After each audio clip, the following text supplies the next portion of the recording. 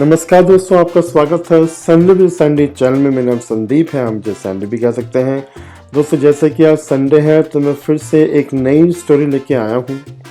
और दोस्तों, जो आज की स्टोरी है वो भी हमको बहुत ही अच्छा मैसेज देती है। तो चलिए दोस्तों, स्टोरी को स्टार्ट करते हैं। और दोस्तों, स्टोरी को स्टार्ट करने से पहले आई रिक्वेस्ट यू, स्टोरी को आप पूरा ज़रूर देखें, जिससे कि आप जो स्टोरी का मैसेज है वो समझ सकें। तो चलिए दोस्तों, स्टोरी को स्टार्ट करते हैं। दोस्तों, ये स्टोरी एक गांव की है। गांव में एक लड़की रहती थी जिसका नाम था रिया। रिया का परिवार काफ़ी गरीब था। उसकी जो माँ थी वो घर घर काम किया करती थी, मतलब कि वो घर घर जाके झाड़ू पोछा लगाया करती थी। और जो रिया के पिताजी थे वो किसी काम के नहीं थे, क्योंकि वो शराबी थे, वो कोई भी काम नहीं करते थे। अब दोस्तों, जो रिया थी उसको पढ़ने का बड़ा शौक था। वो अक्सर कोई भी किताब लेके बैठ जाया करती थी और पढ़ने की कोशिश किया करती थी। जबकि वो किताब पकड़ती थी वो कभी कभी उल्टी होती थी, लेकिन कोई भी नहीं था जो उसकी किताब को सीधा कर सके और उसको समझा सके कि किताब में लिखा क्या है। दोस्तों, रिया 10 साल की हो जाती है और रिया की माँ अक्सर देखा करती थी कि रिया किताब लेके बैठ जाती है। तो रिया की माँ को भी एहसास हो जाता है कि रिया को शौक है पढ़ने का। तो रिया की माँ डिसाइड करती है कि वो दाखिला कराएगी रिया का स्कूल में। तो रिया की माँ रिया का स्कूल में एडमिशन कराती है और सब कुछ ठीक चल रहा होता है। रिया बहुत ही लगन से पढ़ाई कर रही होती है, लेकिन अचानक दोस्तों, रिया की माँ की तबीयत बहुत ही खराब हो जाती है। और रिया की माँ की तबीयत इतनी ज़्यादा ख़राब हो जाती है कि वो काम करना बंद कर देती है। लेकिन इसके वजह से बहुत ही ज़्यादा प्रॉब्लम हो जाती है, क्योंकि घर का जो खर्चा है वो नहीं चल पाता है। क्योंकि जैसे मैंने बताया कि रिया की माँ बीमार हो जाती है, वो काम नहीं कर पाती है, तो जो घर का खर्चा है वो नहीं चल पाता है और उनको काफ़ी प्रॉब्लम हो जाती है। उन्हें इतनी प्रॉब्लम हो जाती है कि उनके पास खाना खाने तक के पैसे नहीं होते हैं। अब दोस्तों, रिया की माँ हार के रिया को कहती है कि रिया बेटे, मैं बीमार हूँ, मैं घर घर जाके काम नहीं कर पा रही हूँ, और अगर हम पैसे नहीं कमा पाए तो भूखे मर जाएंगे। रिया इस बात को समझ जाती है और रिया, अब क्योंकि रिया का जो स्कूल है वो 8 बजे लगता था, तो वो 4 बजे उठना शुरू कर देती है। और वो जैसे माँ घर घर जाके काम किया करती थी, तो रिया सुबह जल्दी उठ के लोगों के घर का काम करना शुरू कर देती है। और घर आती है, घर का भी सारा काम करती है, खाना बनाती है, माँ को दवाई देती है। लेकिन इसके वजह से वो रोज़ लेट हो जाती थी स्कूल में। रोज़ वो 1 घंटा लेट हो जाती थी। अब इसके चक्कर में स्कूल में उसको डांट पड़ने लगती है। सारी टीचर्स उससे बहुत ही परेशान हो जाती हैं कि रिया अचानक से 1 घंटा लेट क्यों आती है स्कूल में। लेकिन दोस्तों, रिया किसी को समझा नहीं पाती है, बता नहीं पाती है कि वो लेट क्यों आती है स्कूल में। दोस्तों, इसके चक्कर में काफ़ी प्रॉब्लम हो जाती है। स्कूल में डिसिप्लिनरी एक्शन लिया जाता है। स्कूल की प्रिंसिपल मैम ये डिसाइड करती है कि रिया को स्कूल से निकाल दिया जाए, क्योंकि तकरीबन 4-5 महीने हो जाते हैं और रिया हमेशा 1 घंटा लेट आती है स्कूल में। दोस्तों, रिया अचानक से एक दिन टाइम पे आ जाती है। अब टीचर्स इतनी हैरान नहीं होती हैं, वो कहती हैं कि ठीक है, एक दिन टाइम से आई है, पर उन्हें कोई गारंटी नहीं होती है कि वो हमेशा टाइम से आएगी। लेकिन वो 1 हफ्ता लगातार टाइम से आती है। अब टीचर्स काफ़ी खुश होती हैं। टीचर्स समझ आते हैं कि रिया डर गई है, क्योंकि रिया को वार्निंग दे दी गई होती है कि अगर वो टाइम से स्कूल नहीं आए तो उसे स्कूल से निकाल दिया जाएगा।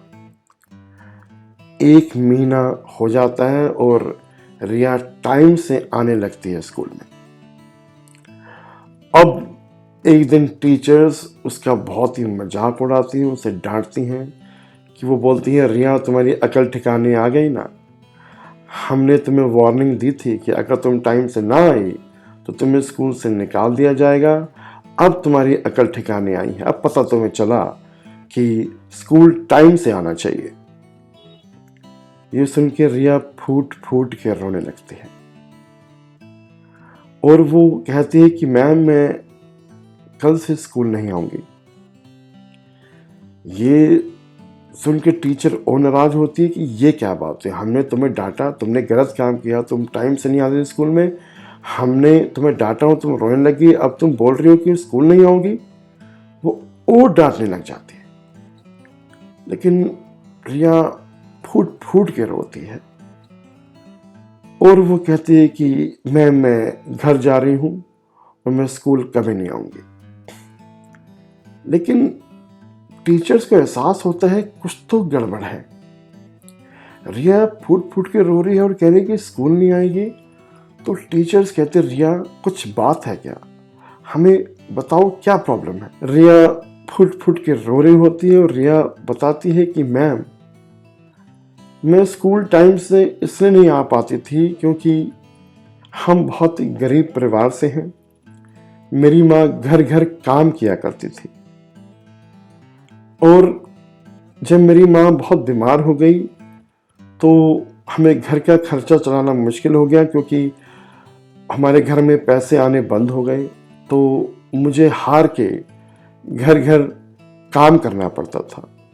मेरी माँ ने मुझे रिक्वेस्ट करा कि रिया अगर हम पैसे नहीं कमा पाए तो हम भूखे मर जाएंगे। इसलिए मैं सुबह जल्दी उठ के लोगों के घर का काम करती थी, फिर घर आके घर का सारा काम करती थी, खाना बनाती थी, अपनी माँ को दवाई देती थी, इसलिए मैं मैम लेट हो जाती थी।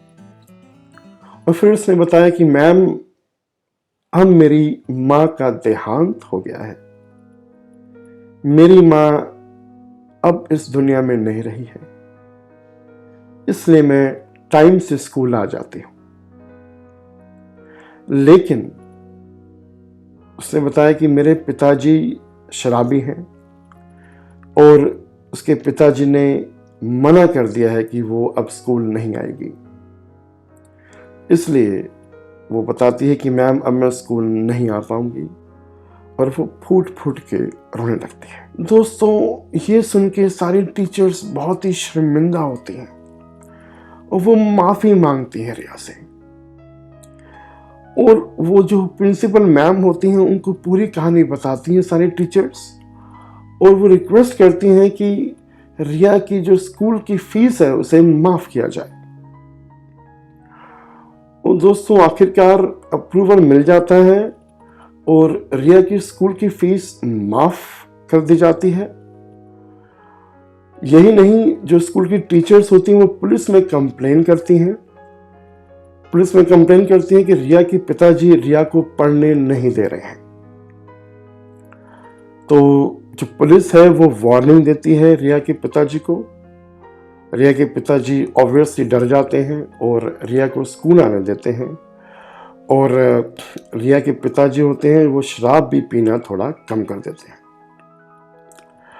दोस्तों रिया बड़े होके बहुत ही अच्छी टीचर बनती है और जब उसे खाली टाइम मिलता है वो गरीब बच्चों को पढ़ाना शुरू कर देती है। ऐसे करते करते उसका बहुत ही बड़ा एनजीओ बन जाता है और वो खुशी खुशी शांति से अपना जीवन बड़े होके बिताने लगती है। दोस्तों इस स्टोरी से हमको मैसेज मिलता है कि हमें कभी भी जजमेंटल नहीं होना चाहिए। दोस्तों हमें कभी भी कुछ चीज़ों को लेके अज्यूम नहीं करना चाहिए। दोस्तों हमें नहीं पता है कि किसकी लाइफ में क्या सिचुएशन चल रही है, हमें नहीं पता है कि कौन क्या फाइट कर रहा है अपनी लाइफ में। हो सकता है कि कोई इंसान बहुत दुखी है अपनी लाइफ में, वो बता नहीं रहा है। हो सकता है कि किसी की लाइफ में बहुत कुछ घट रहा है लेकिन वो आपको बता नहीं पा रहा है और आप कुछ और ही अज्यूम करके बैठ गए हैं। दोस्तों मैं कहूँगा कि अगर आपको कभी भी कोई डाउट हो या आप जजमेंटल हो या आप चीज़ों को अज्यूम करने लग जाएं तो प्लीज़ क्वेश्चन करें, क्लैरिफाई करें। अगर आप क्वेश्चन नहीं करेंगे या आप क्लैरिफिकेशन नहीं लेंगे तो आपकी जो गलतफहमी है वो बढ़ती जाएगी और आप कुछ और ही अज्यूम कर बैठेंगे। दोस्तों, मैं आशा करता हूँ कि आपको स्टोरी बहुत ही अच्छी लगी होगी, और अगर आपको स्टोरी अच्छी लगी है तो I request you please video को लाइक करें, कमेंट करें, शेयर करें इस वीडियो को, और प्लीज़ कमेंट करें कि आपको ये स्टोरी कैसी लगी है। और दोस्तों, अगर आप मेरे चैनल पे पहली बार आए हैं तो आई रिक्वेस्ट यू प्लीज़ मेरे चैनल को सब्सक्राइब कर लीजिए। जब सब्सक्राइब करते हैं मेरा चैनल तो मेक श्योर आप बेल आइकन को जरूर क्लिक करें। और दोस्तों, जो कोविड-19 सिचुएशन है, मैं आशा करता हूँ आप सारी प्रिकॉशंस ले रहे होंगे, सोशल डिस्टेंसिंग को फॉलो कर रहे होंगे। अभी के लिए इतना ही दोस्तों, अगले संडे फिर मैं एक नई स्टोरी लेके आऊँगा। आप खुश रहें, स्वस्थ रहें, टेक केयर एंड बाय।